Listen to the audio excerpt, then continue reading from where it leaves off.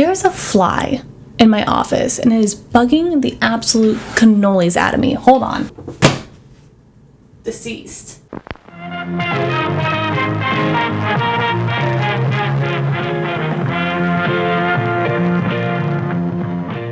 Hi, my name is Lessa, and I like to watch movies. And today we are talking about the ultimate crash out film of 2025, Bring Her Back. I honestly truly feel like this movie came out of absolute nowhere. I was so unaware of this film that when I saw the trailer for it in theaters, I said, who is she?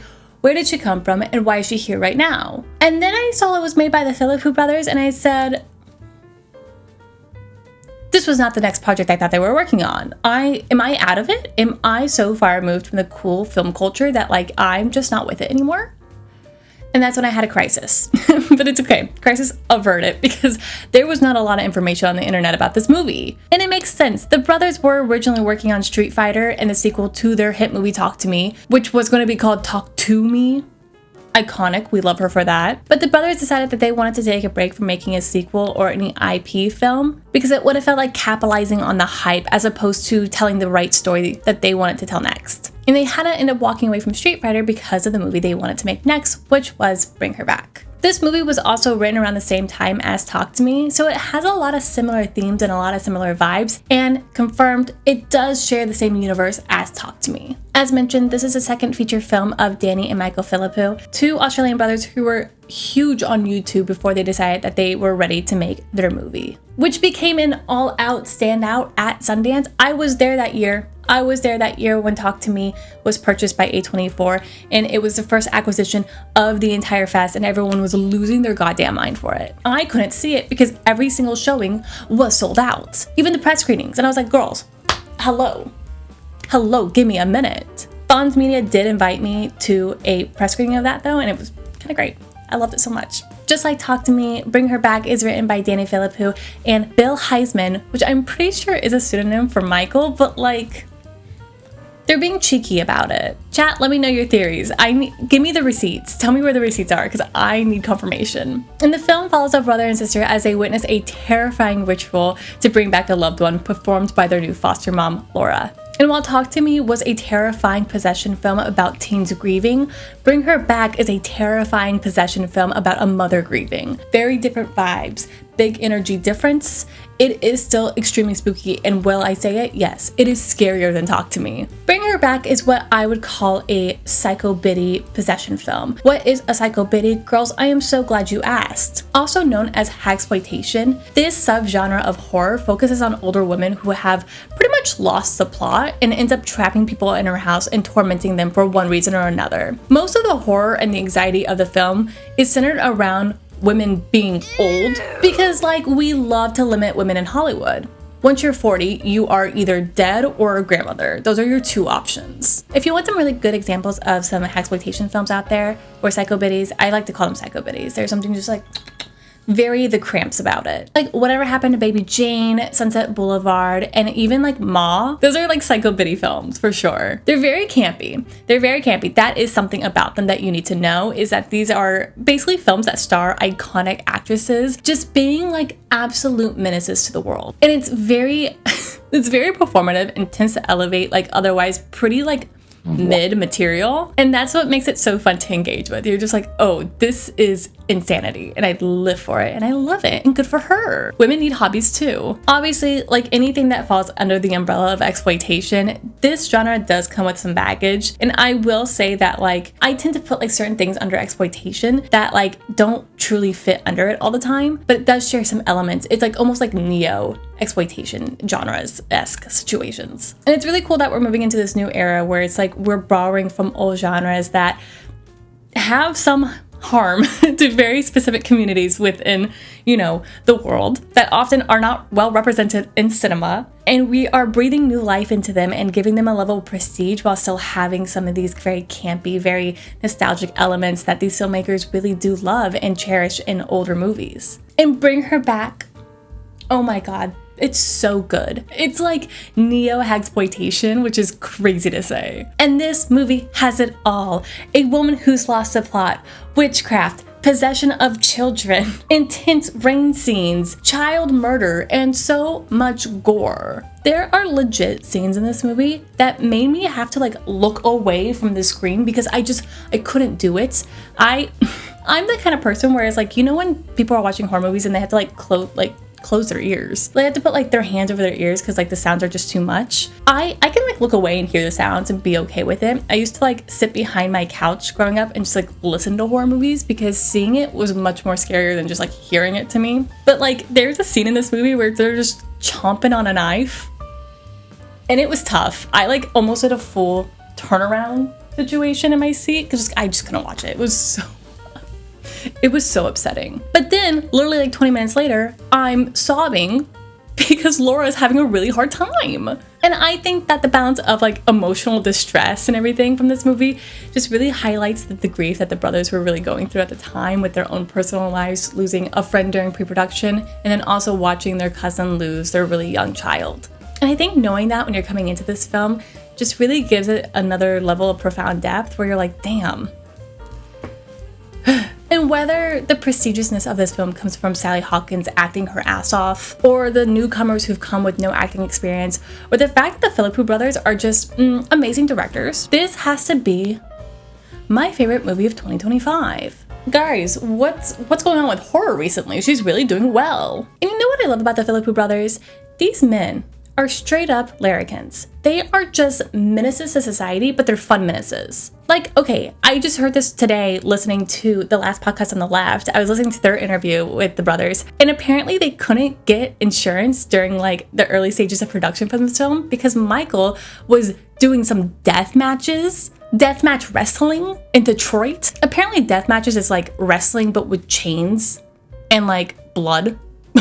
They're making a documentary about it. We'll find out more about it later, but like, still. And apparently he was also like the raid of Area 51. These people are wild and I want to hang out with them. Whatever movie they're working on next, like put me in it.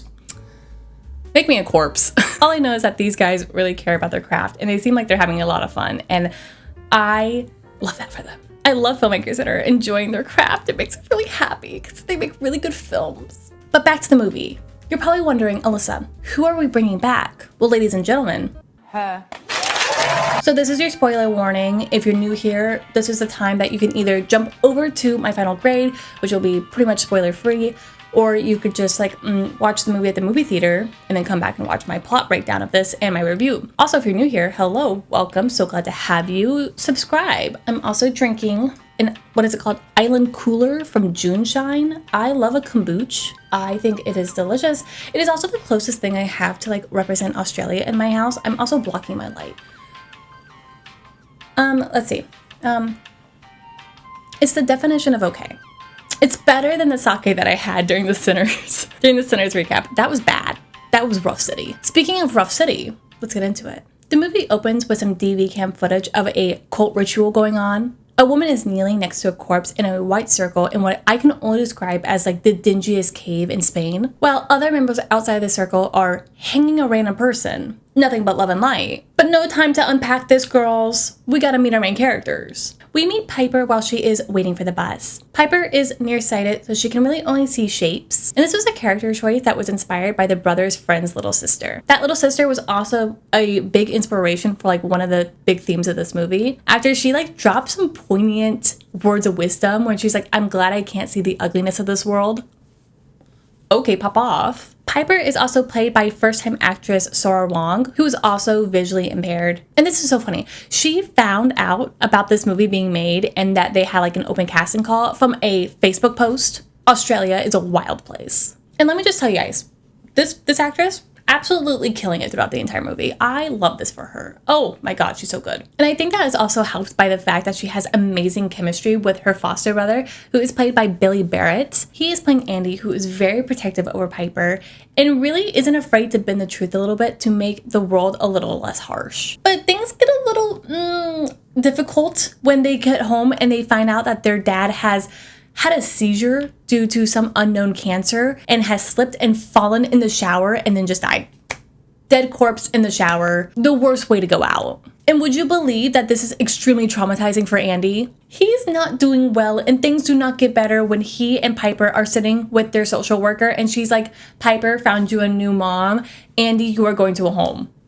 Girls, the worst day ever. The new foster mom doesn't want to deal with a troubled child, and Andy is a said troubled child. Apparently when he was 8, he got into some sort of incident. I wonder if it will come up later. But luckily, they are able to convince the foster mom that Andy is a good brother and is going to be there with Piper until he turns 18 in 3 months. As they're about to move over to their new house, they are saying goodbye to their current home and laying underneath the dad's bed. Andy is really trying to be a great big brother and like make Piper feel better about the whole situation going on. And they hear an airplane passing by overhead. And he's like, do you hear that? That's dad's soul going off to heaven. And you know what, girls? It makes Piper feel a little bit better, and that is a good brother. That is a great brother. They pull up to their new foster mom's house, and oh my god, you guys, it's gorgeous! And it really matches the demeanor of the new foster mom, who is played by Sally Hawkins. Yes, we missed her in Paddington 3. She is giving empath energy, but like the kind of empath energy where a person comes up to you and they're like, oh, I'm an empath. That is a red flag. Call the police if someone says that to you. Laura is like really touchy and feely with Piper and she's making her feel seen, which is so awesome. The problem is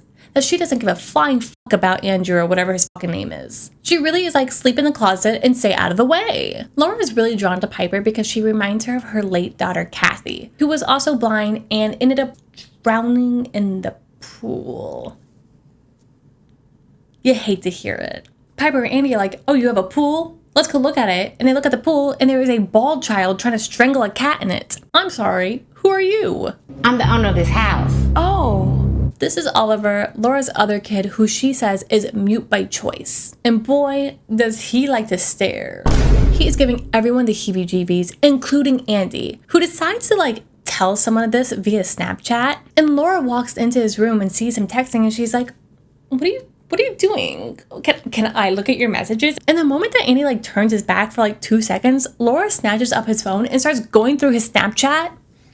Absolutely criminal. Also, teenagers out there, do you guys still use Snapchat? I feel like Snapchat is very prevalent among a certain demographic of people. And then you like go to college and everyone's asking for your Snapchat and it just starts to feel gross. Like, if I am an adult woman and an adult man comes up to me and is like, can I get your Snapchat? I'm like, ooh, get a job. But Andy is pissed because, lack of privacy. The only place that he has some privacy is in the bathroom. But girls, he is traumatized by the shower incident from earlier in the movie. He can't take a shower. He's deathly afraid of slipping and falling. And he can't stop seeing his dead father. And you know what's going to make it worse? When they're at the funeral, he can't look at the casket because, again, he is absolutely traumatized. And Piper's like, does dad look good?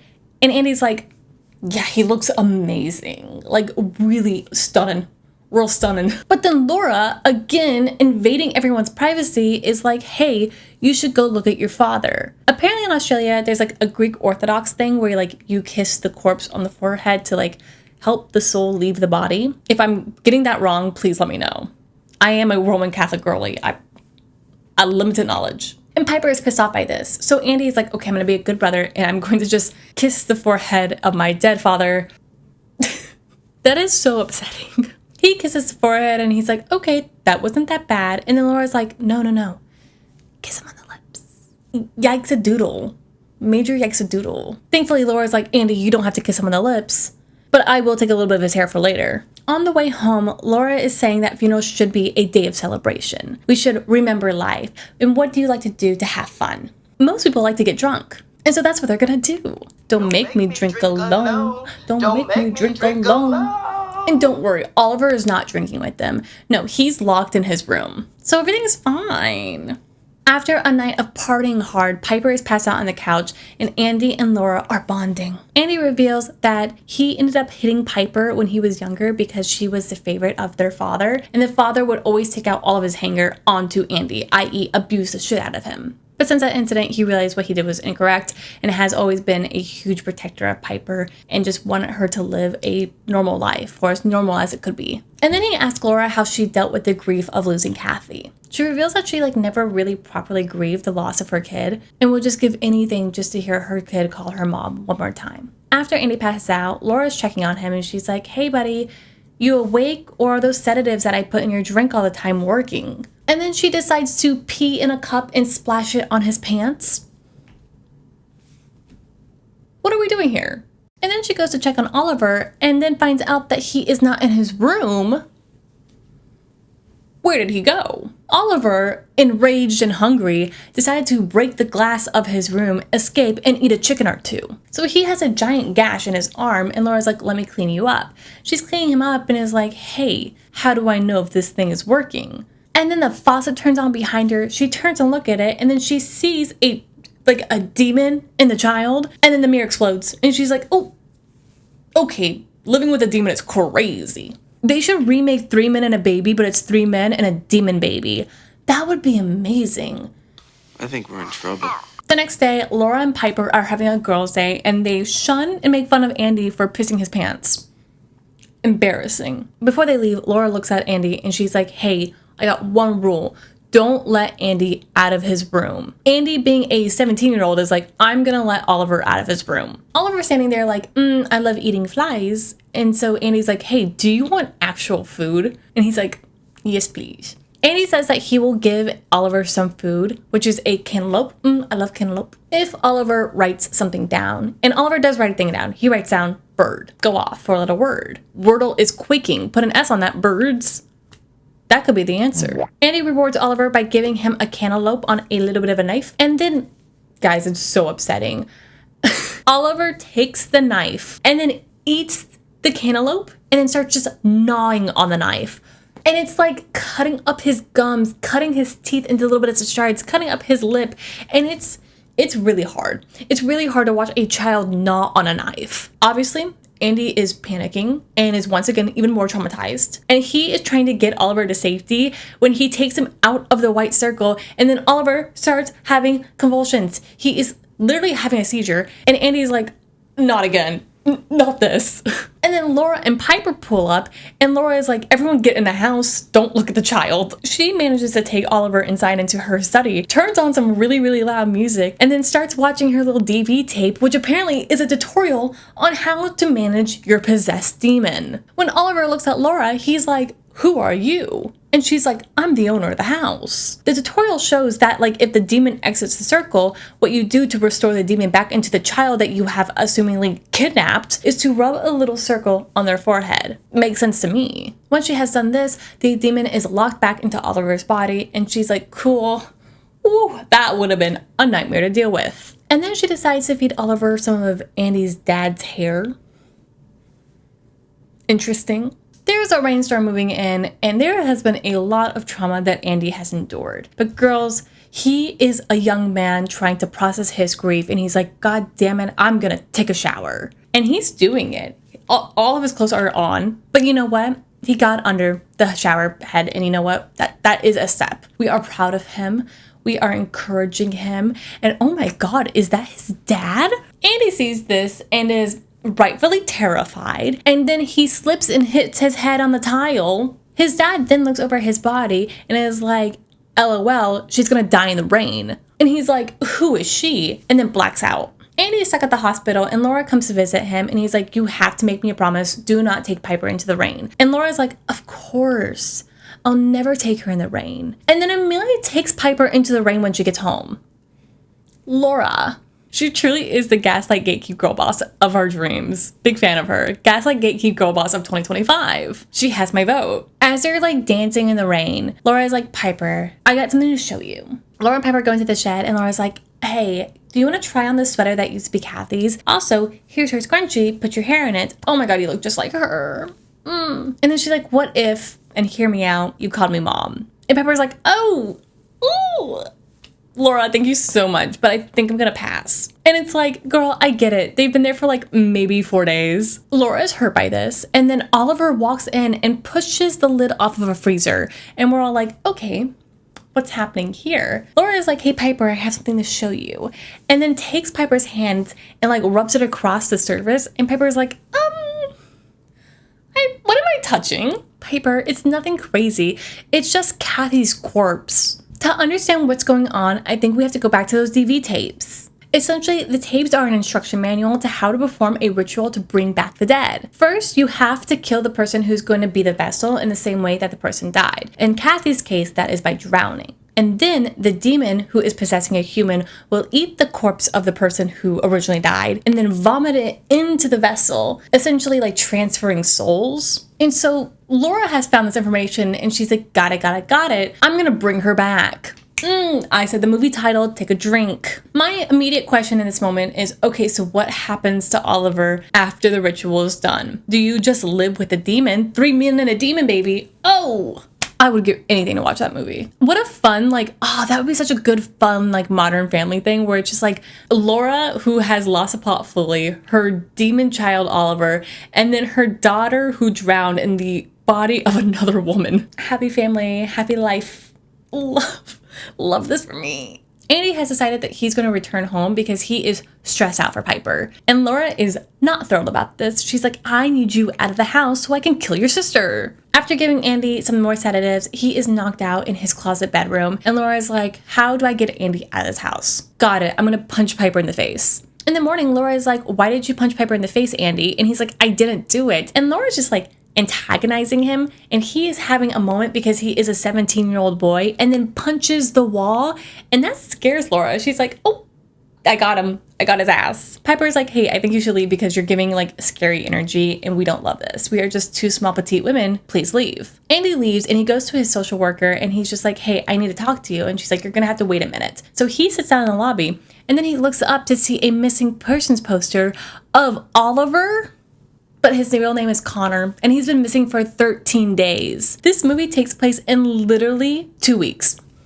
This neighborhood is crazy. I think everybody in this town needs to go to mandatory therapy, honestly. Back at home, Laura's like, Paper, I need you to go play some gold ball while I prep everything for the ritual. And she's like, okay, cool. I get to make some friends. Love this for me. Unfortunately, while they're gone, Oliver decides to play everyone's favorite game, Is It Cake? And he's doing it with everything from a wooden table to that hangnail that just kind of his entire arm. The chicken's outside, and then even takes a chunk out of Laura's arm when she gets home. And it's the veins. So the homegirl is bleeding out. And he's talking to the social worker and he's like, so Laura has kidnapped a child and possessed it with a demon and she still has Piper. Did you do any background checks on her? What happened here? And the social worker is like, she was the best damn social worker in this town. Why wouldn't she be good with children? Girls, she is Crash Out City. She is I Love It by Iconic Pop, played by Charlie XCX. I thought the song was big in Germany. Luckily, the social worker believes Andy and is like, okay, let's go check on the entire situation and let's see if there's any merit to your word. She decides to call Laura to give her a heads up because she is a social worker. By the law, she has to let somebody know that she is coming over to their house. And Laura's like, we gotta do a montage to I Want Candy as I clean up my entire house and try to hide the mess that has started here. She locks the demon child up in a shed, puts her hair in a towel, puts a robe on, wraps her arm in a shirt, and is like, this has to work. This is the only thing I got going on for me. Let's go, girls. As the social worker is doing checks around the house, Andy is looking around and then opens the shed to find Oliver munching on Kathy's corpse. You hate to see it. He's like, got it, and promptly exits the building. Andy goes into the house, finds a social worker upstairs who's like, everything looks great, but ma'am, you're bleeding. He goes, hey, Miss Social Worker Lady, there's a corpse in the shed. The social worker looks at Laura and she's like, what does that mean? Laura then looks at the social worker and she's like, okay, hear me out. What if I could bring back my dead daughter? What if I could bring her back? Oh, movie title, once again, Take a Drink. The social worker sees the corpse and she's like, got it, we need to exit this premises. It is dangerous, believe it or not. As they're walking back to their car, Laura hits them with her car. The social worker gets double tapped. Her head gets ran over. It gets ran over this way and then reverse ran over. Andy is just a wreck and can't move. And Laura goes, time to drown in this puddle, and drowns him in a puddle. Laura picks up Piper and is like, we have a schedule to keep to. Let's fucking go. At home, Piper's like, where's Andy? Where's my brother? And Laura's like, oh, he's just in the shed. Come on outside. And Piper's like, I don't think so. And ends up locking herself in the hallway bathroom to where she does find Andy's corpse.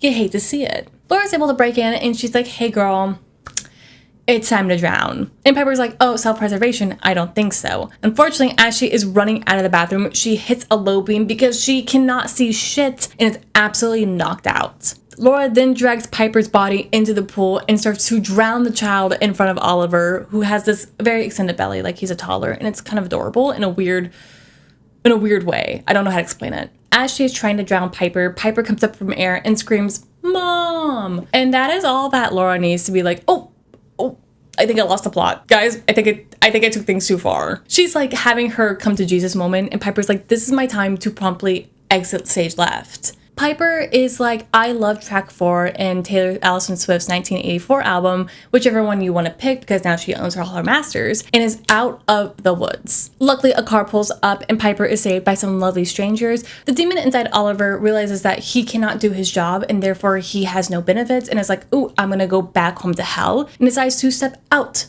of the white circle surrounding the house, where then he exits the child's body, and it is now Connor Bird living as a human boy with a really fucked up face and like a bloated tongue. He's just really torn to bits. Laura, bleeding out from her arm wound, is like, I have come to terms that I crashed out a little too hard and I took things a little too far, so I'm just going to embrace my child and never let her go.